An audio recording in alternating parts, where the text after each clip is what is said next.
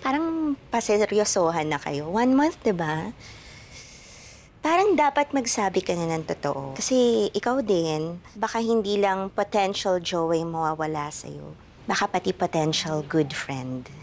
Kaya nga, ate. Laking problema nga eh.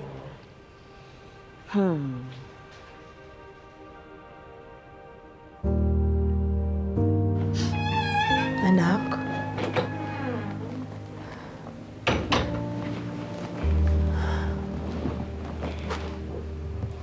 I'm sorry.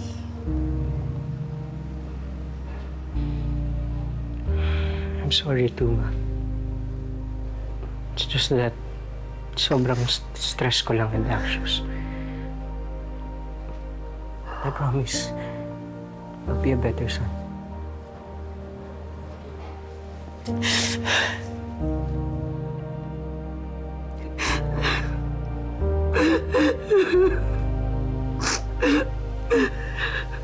Welcome back, ma'am!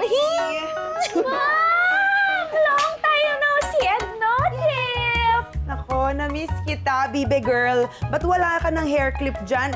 Ibalik mo. Gusto ko pa naman mahalog-alog dyan sa ulo mo. Ay, ma'am, medyo napagod po kasi siya. Pero para sa inyo po, ibabalik ko. Ay, sit down, ma'am! Ma'am, gusto niyo po ba mani, pedi, the usual? Manicure na lang siguro. Kasi it's been months since nag-dinner out kami nung anak ko. Eh, papunta yan dito, nagpa-park lang. Oh. Sige po, ma'am. Kunin ko lang po yung mga gamit. Ma'am, single pa po ba yung anak mo? Joke lang. I think so. Later, we're gonna meet him. Ay, ma. Hi, buti nakahanap ka ng parking. Bilis. Buti nga may umalis agad eh. Miko? Po, You know each other? Ah, that's great! Ipapakilala ko sa'yo yung favorite nail technician ko here. She's an epitome of a real bubbly girl. Madam! Here na po Yan. ako!